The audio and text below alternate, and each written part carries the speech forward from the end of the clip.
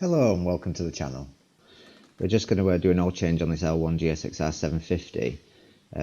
One thing I've got to say is you've got to make sure that the engine has actually been warmed up to operating temperature, and mine has, because I've actually been out and had a new tyre fitted to it.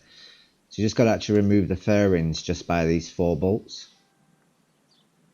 to access the oil filter.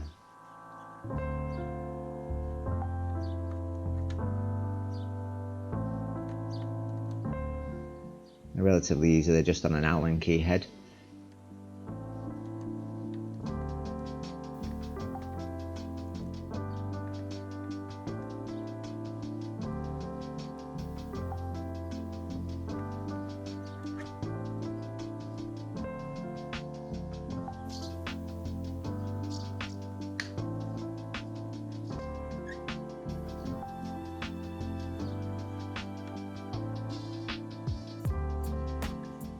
There is some push clips underneath the bottom of the fairing in the centre to allow it to actually separate from the other side. You just literally pop these out, and then there's actually a brace bracket in between the fairings and in front of the radiator. All you need to do is just pop the one side off again. Just push the clips to one side to keep them safe.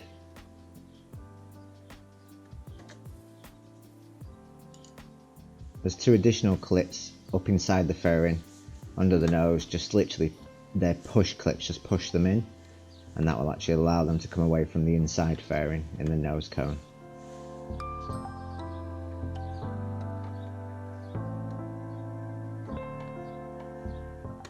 Now just be firm but not too hard when you're pulling your plastics off, because you don't want to break the clips. And as you actually get this off and it separates from the bottom, you actually just want to remove the breather hoses for the fuel tank, and they just slip out of the clip. Now here you're just literally ready to crack off your sump nut. Again, be just firm but gentle, because these are only alley bottom ends and you don't want to actually break them. I've actually seen where they've snapped the bottom off these. Just crack off the nut. Get ready with an oil container and just try and not drop your nut into the actual oil. More of a pain trying to fish it out than anything. What you do want to look for, actually on the bottom of this nut is a magnetic point, and that will actually pick up any debris that's come from either your box, your engine. It's a good sign on how the wear of your internals are going. A little bit of black paste like this isn't actually a problem. It's something that you'll see each time you do an oil change, but you don't want to find any big chunks of metal. This could be from bad gear changing, or a damaged gear, or even an internal worn part. It's not something you want, but it's good to keep an eye on in oil changes. Now I do an oil change about every 2,000 miles. The book says about 3,000 on these. Now this is about the best time to put your oil plug, your sump plug back in. Again, put a new crush washer on it and wind it back in, trying to not cross thread it. You want to pinch this up tight, but not too tight. Like I just said a minute ago, they are alley bottom ends, so you don't actually want to wind in a steel nut on an alley bottom end and thread it. Just clear off any dripping oil and then tighten her up.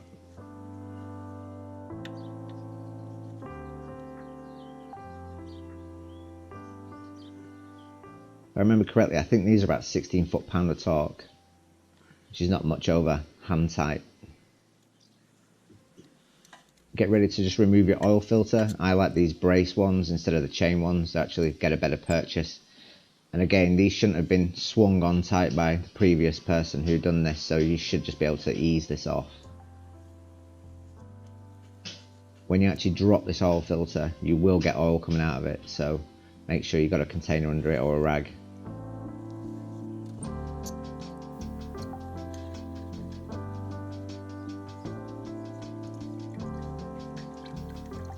Now with these bikes, they're about 2,200 ml of oil, but with a filter it's 2,500 ml of oil.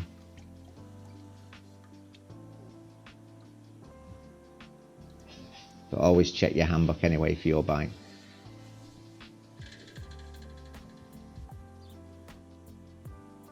Just run a bit of oil around the seal of the new filter and wind this back onto the bike, but again, try not to thread this, so just be gentle as you're putting it back on. You really want to pinch these up by hand.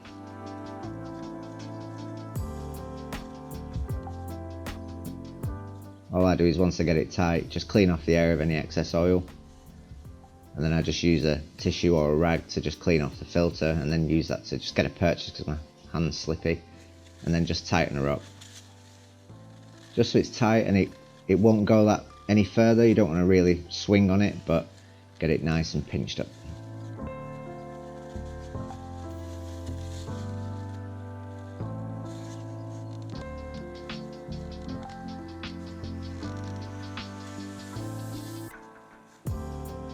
And you're ready to get some oil in her. Okay, use Suzuki 1040. It's a great oil. I've used it in the car version of all my cars, and then also in my bikes.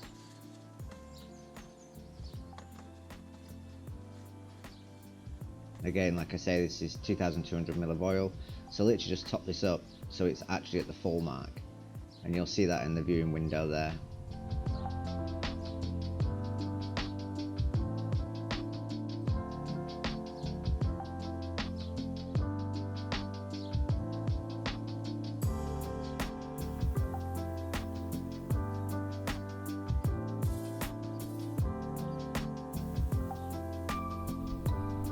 And there we are at the full mark.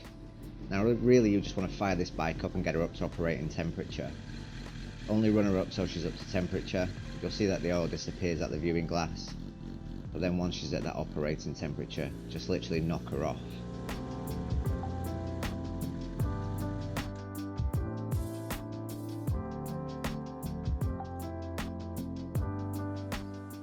What you're doing then is just topping her back up to full from what the oil has gone around the engine. Get her right on the actual full line, and then you're ready to go. So you just need to put the fairings back on in the reverse order of what you took them off. Once you take this bike for a ride, or if you're just going to run it up to temperature again, just double check on your oil level, just to be on the safe side. But really, anything either just below the full mark or on the full mark, you don't want to go above, otherwise you start to damage the bike.